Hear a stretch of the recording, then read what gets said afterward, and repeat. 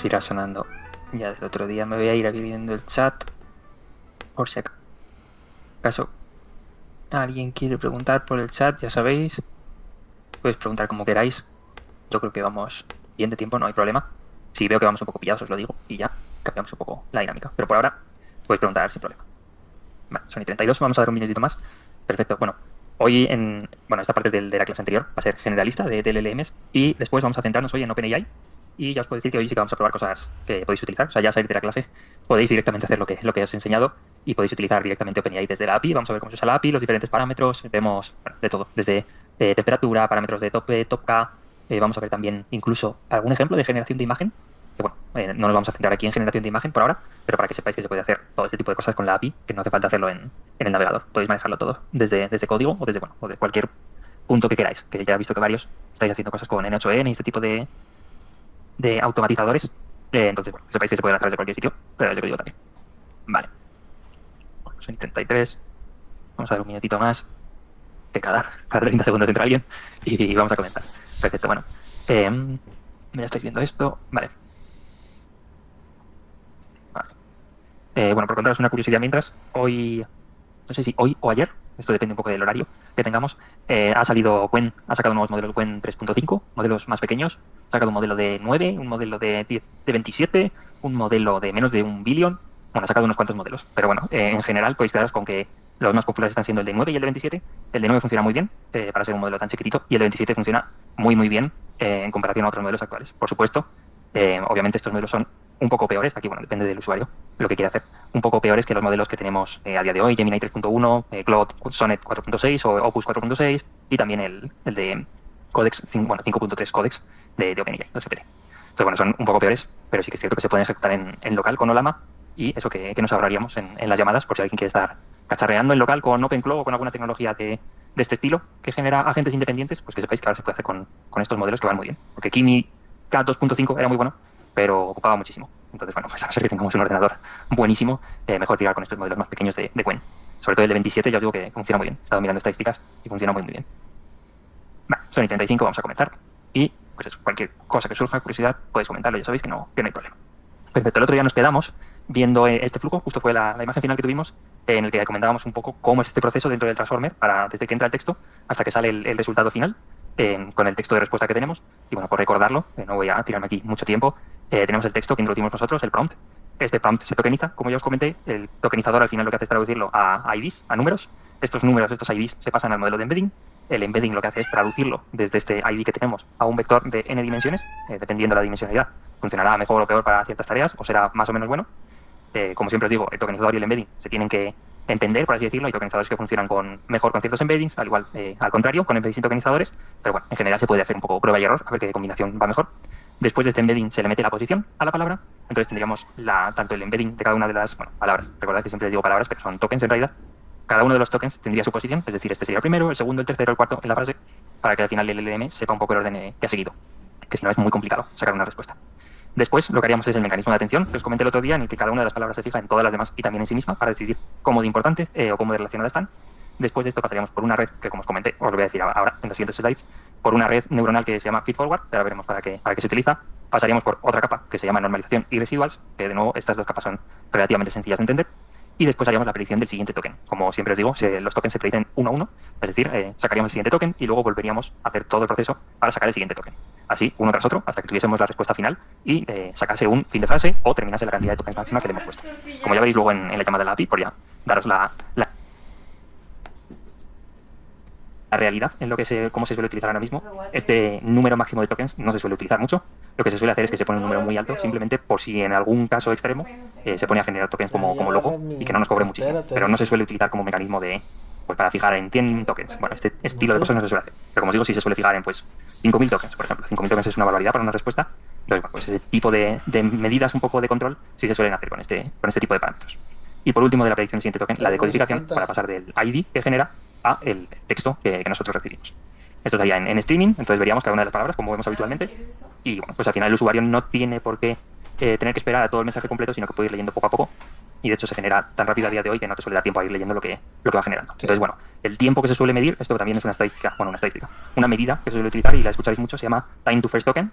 Bueno, pues este time to first token TTFT, veréis que se utiliza muchísimo porque es el tiempo que tarda el LLM, el transformer, el modelo, hasta que saca el primer token. Entonces, bueno, esta es la principal medida, que ya una vez empieza a sacar el primero, ya los siguientes, como os digo, van muy rápido, entonces no hay ningún problema. El problema principal es sacar este primer token, puesto que, como os he ido comentando, hace unos procesos de razonamiento internos y hasta que decide ya comunicarte la respuesta, pues tarda un poco. Puede tardar segundos, puede tardar incluso minutos, si es algo muy complejo.